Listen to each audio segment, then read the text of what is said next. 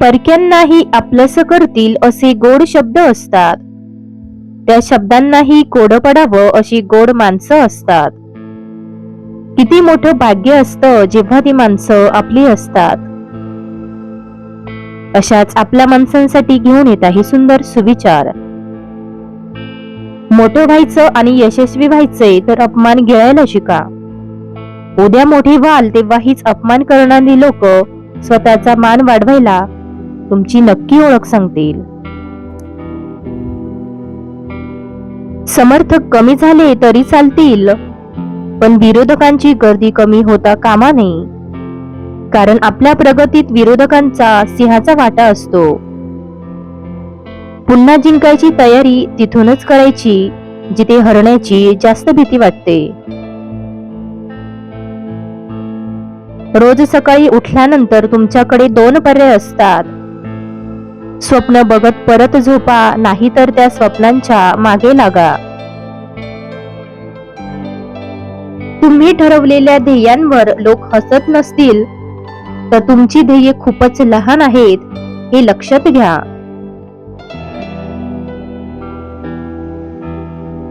स्पर्धा नको कोणाशी, फक्त स्वतःला सिद्ध करण्याची जिद्द असावी.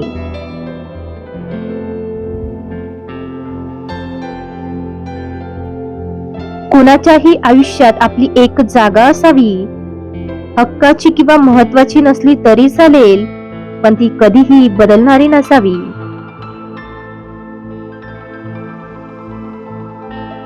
जितका वेळ तुम्ही एकांतात राहाल तेव्हा तुम्हाला समजेल तुम्ही कुठे आहात आणि तुम्हाला कुठे जायचे.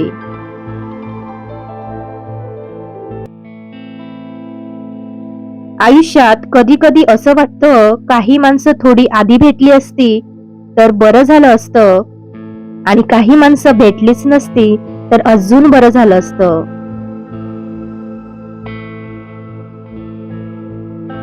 वेळ कधीही जखमांना भरण्याचं काम करत नाही. वेळ फक्त जखमांसोबत जगावयास शिकवते. वेळ तुमच्याकडे असलेली सर्वात महत्वाची संपत्ती आहे. तिला अशा ठिकाणी गुंतवा जिथे तुम्हाला सर्वात जास्त परतफेड मिळेल.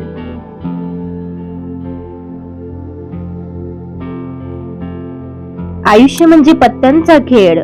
चांगली पाने मिळणे आपल्या हातात नसते, पण मिळालेल्या पानांवर चांगला डाव खेळणे यावर यश अवलंबून असते. आशा सोडायची नसते, निराश कधी व्हायचं नसतं, अमृत मिळत नाही म्हणून विष कधी प्यायचं नसतं.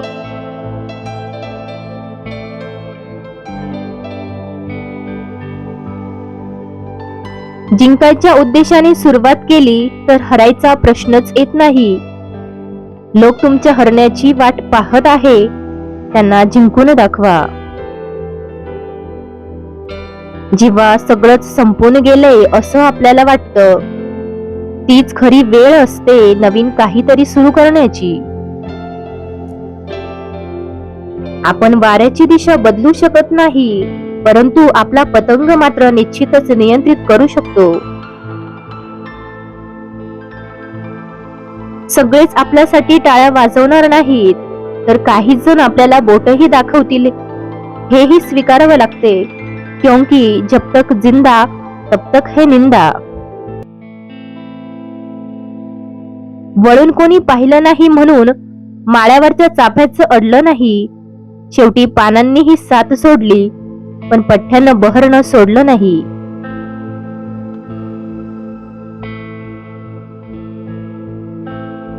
पंखांवरती ठेव विश्वास, घे भरारी झोकात. कळू दे त्या वेड्या आकाशाला तुझी खरी अवकात. संकटावर अशा रीतीने तुटून पडा की जिंकलो तरी इतिहास आणि हरलो तरी इतिहासच.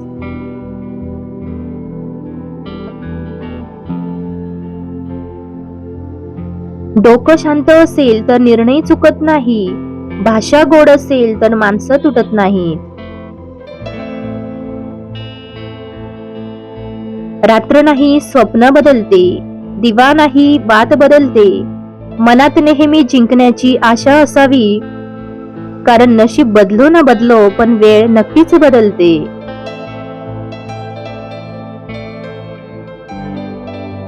जीवनात पैसा कधीही कमावता येतो, पण निघून गेलेली वेळ आणि निघून गेलेली व्यक्ती पुन्हा मिळवता येत नाही.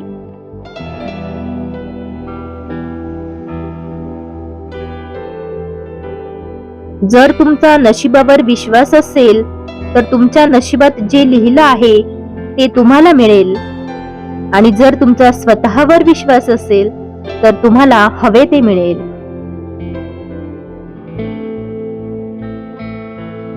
जीवनाचं सौंदर्य यात नाही की तुम्ही किती आनंदी आहात. सुंदर जीवन यातून कळतं की तुम्हाला भेटून किती लोक आनंदी आहेत. सुखासाठी कधी कधी हसावं लागतं तर कधी रडावं लागतं. सुंदर धबधबा बनण्यासाठी पाण्याला उंचावरून पडावं लागतं.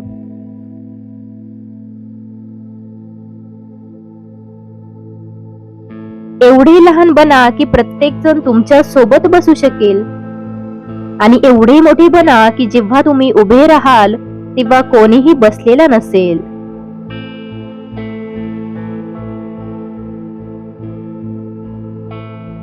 स्वतःला असं बनवा जिथे तुम्ही आहात तिथे तुम्हाला सर्वांनी प्रेम करावं.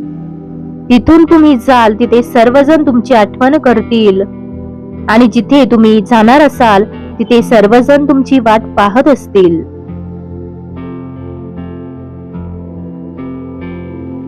संयम ठेव, वाईट दिवसही निघून जातील.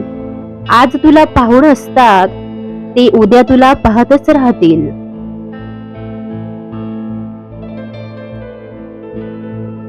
ज्या प्रकारे लिंबाच्या रसाचा एक थेंब हजारो लिटर दूध नासवतो, त्याच प्रकारे माणसाचा अहंकार सुद्धा चांगली नाती नासवतो.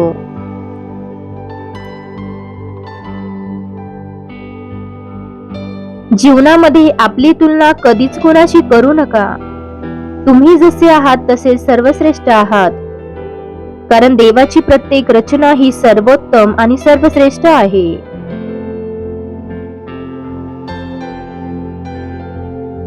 इतरांसाठी जगत होतो तर कोणाला काही तक्रार नव्हती. जरा स्वतःसाठी काय विचार केला तर सर्व जगच शत्रू बनलं.